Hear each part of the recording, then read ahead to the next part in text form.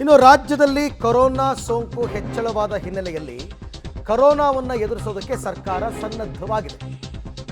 Victoria ಆಸ್ಪತ್ರೆಯಲ್ಲಿ 50 ಬೆಡ್ಗಳ ವ್ಯವಸ್ಥೆಯನ್ನು ಮಾಡಿದ್ದಾರೆ ಕೊರೋನಾಗೆ, ಕೋವಿಡ್ ಪೇಷಂಟ್ಸ್ಗಳಿಗೆ ಅಂತ.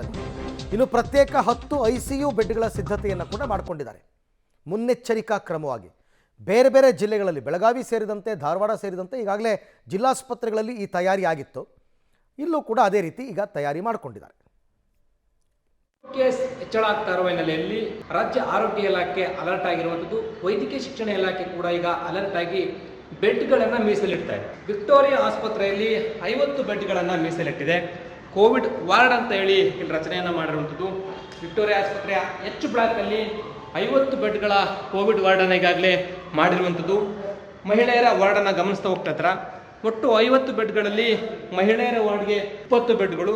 ಈ 20 ಬೆಡ್ಗಳಲ್ಲಿ ಬರ್ತಕ್ಕಂಥ ಪೇಷಂಟ್ಗೆ ಟ್ರೀಟ್ಮೆಂಟ್ ಕೊಡ್ಲಿಕ್ಕೆ ಈಗಾಗಲೇ ಸಿದ್ಧತೆಯನ್ನ ಮಾಡ್ಕೊಂಡಿರುವಂಥದ್ದನ್ನು ಗಮನಿಸ್ತಾ ಹೋಗ್ತಾ ಇದ್ದೀರಾ. ಇದು ಕೋವಿಡ್ಗೆ ಅಂತೇಳಿ ಮೀಸಲಿಟ್ಟಿರುವಂತಹ ವಾರ್ಡ್. ಇದು ವಿಕ್ಟೋರಿಯಾದಲ್ಲಿ ಯಾರಿಗೆ ಡೌಟ್ ಬರುತ್ತೆ ಅಂಥವ್ರಿಗೆ ಟೆಸ್ಟ್ ಮಾಡಿ ಚಿಕಿತ್ಸೆ ಕೊಡುವಂಥ ಕೆಲಸಕ್ಕೆ ಈಗಾಗಲೇ ಬೆಡ್ ಮೀಸಲಿಟ್ಟಿದ್ದಾರೆ.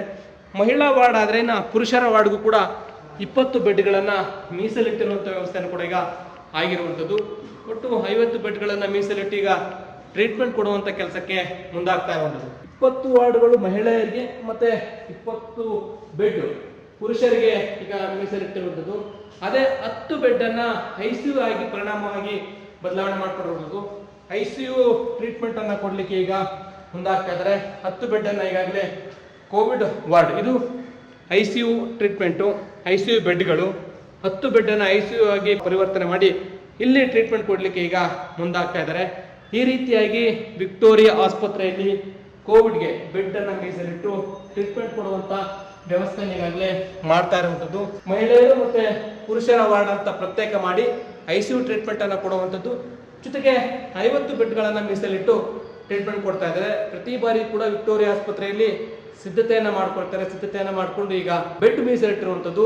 ಪಾಸಿಟಿವ್ ಆದಂಥ ವ್ಯಕ್ತಿಗಳಿಗೆ ಇಲ್ಲಿ ಅಡ್ಮಿಷನ್ ಮಾಡಿಕೊಂಡು ಟ್ರೀಟ್ಮೆಂಟ್ ಕೊಡುವಂಥ ಕೆಲಸ ಮುಂದಾಗುತ್ತೆ. ಒಟ್ಟಾರೆ ಸರ್ಕಾರಿ ಆಸ್ಪತ್ರೆಗಳಲ್ಲಿ ಈಗ ಬೆಡ್ ಮೀಸಲಿಟ್ಟುವಂಥ ಕೆಲಸ ಆಗ್ತಾ ಇದೆ. ಪ್ರತಿ ಆಸ್ಪತ್ರೆಗಳಲ್ಲೂ ಕೂಡ ಇನ್ನು ಬೆಡ್ ಮೀಸಲಿಟ್ಟು ಟ್ರೀಟ್ಮೆಂಟ್ ಕೊಡುವಂಥದ್ದಕ್ಕೆ ಮುಂದಾಗ್ತಾರೆ. ಕ್ಯಾಮರಾ ಪರ್ಸನ್ ಹನುಮಂತ ಜೊತೆ ಲೋಕೇಶ್ ಕೊಡೋದಲ್ಲಪ್ಪ, 50 ಬೆಂಗಳೂರು. ತಯಾರಿ ಏನೋ ಆಗಿದೆ, ಬಟ್ ಇಲ್ಲಿ ತನಕ ಆಸ್ಪತ್ರೆಗೆ ಅಡ್ಮಿಟ್ ಆಗಿ ಟ್ರೀಟ್ಮೆಂಟ್ ಕೊಡಿಸುವಂತಹ ಸನ್ನಿವೇಶ ನಿರ್ಮಾಣ ಆಗಿಲ್ಲ. ಹೋಮ್ ಐಸೋಲೇಷನಲ್ಲಿ ಟ್ರೀಟ್ಮೆಂಟ್ ತಗೋತಾ ಇದ್ದಾರೆ. ಆದರೆ ರಾಜ್ಯದಲ್ಲಿ ದಿನದಿಂದ ದಿನಕ್ಕೆ ಕೊರೋನಾ ಕೇಸ್ಗಳ ಸಂಖ್ಯೆ ಹೆಚ್ಚಾಗ್ತಾ ಇದೆ. AC ಬಸ್ಗಳಲ್ಲಿ ಮಾಸ್ಕ್ ಧರಿಸಿಯೇ ಪ್ರಯಾಣಿಸಿ. AC ಬಸ್ ಮತ್ತು ಮೆಟ್ರೋದಲ್ಲಿ ಮಾಸ್ಕ್ ಕಡ್ಡಾಯಕ್ಕೆ ತಜ್ಞರು ಸಲಹೆಯನ್ನು ಕೊಟ್ಟಿದ್ದಾರೆ. ತಜ್ಞರ ಸಲಹೆ ಬೆನ್ನಲ್ಲೇ ಸಾರಿಗೆ ಸಚಿವ ರಾಮಲಿಂಗಾರೆಡ್ಡಿ ಈಗ ಸೂಚನೆ ಕೊಟ್ಟಿದ್ದಾರೆ. ಪ್ರಯಾಣಿಕರು ಮತ್ತು ಸಿಬ್ಬಂದಿ ಮಾಸ್ಕನ್ನು ಧರಿಸುವಂತೆ, ಯಾಕೆಂದರೆ ಅದು ಕ್ಲೋಸ್ಡ್ ಸರ್ಕ್ಯೂಟ್, ನಿಮಗೆ ವೆಂಟಿಲೇಷನ್ ಇರಲ್ಲ, ಹೊರಗಡೆಯಿಂದ ಗಾಳಿ ಆಡಲ್ಲ. ಹಾಗಾಗಿ ಅಂಥ ಬಸ್ಗಳಲ್ಲಿ ಓಡಾಡಬೇಕಾದ್ರೆ ಅಥವಾ ನೀವು ಮೆಟ್ರೋದಲ್ಲಿ ಓಡಾಡಬೇಕಾದ್ರೆ ಮಾಸ್ಕನ್ನು ಹಾಕ್ಕೊಂಡು ಓಡಾಡಬೇಕು. ತಜ್ಞರು ಕೊಟ್ಟಿರ್ತಕ್ಕಂಥ ಸೂಚನೆ. ಕೋವಿಡ್ಡು ಅಲ್ಲಲ್ಲಿ ಕಾಣಿಸ್ಕೊಳ್ತಾ ಇದೆ. ಪೇಷಂಟ್ಸಲ್ಲಿ ಕೋವಿಡ್ ಸಕ್ರಿಯವಾಗಿದೆ ಅಂತ, ಮತ್ತು ಎರಡನೇದಾಗಿ ಹೆಚ್ಚು ಅಪಾಯಕಾರಿ ಕೂಡ ಅಲ್ಲ ಅಂತ ಇದೆ. ಆದರೂ ನಾವು ಮುನ್ನೆಚ್ಚರಿಕೆ ಭಾಳ ಮುಖ್ಯ.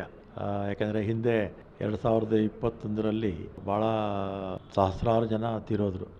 ಮತ್ತು ಈಗ ಕೂಡ ಮುನ್ನೆಚ್ಚರಿಕೆಯಿಂದ ಇರಬೇಕಾಗಿರ್ತಕ್ಕಂಥದ್ದು ಎಲ್ಲರ ಕರ್ತವ್ಯ. ಅದೇ ರೀತಿ ಆರೋಗ್ಯ ಇಲಾಖೆ, ಮುಖ್ಯಮಂತ್ರಿಗಳು ಕೂಡ ಈಗಾಗಲೇ ಸೂಚನೆಗಳನ್ನು ಕೊಟ್ಟಿದ್ದಾರೆ.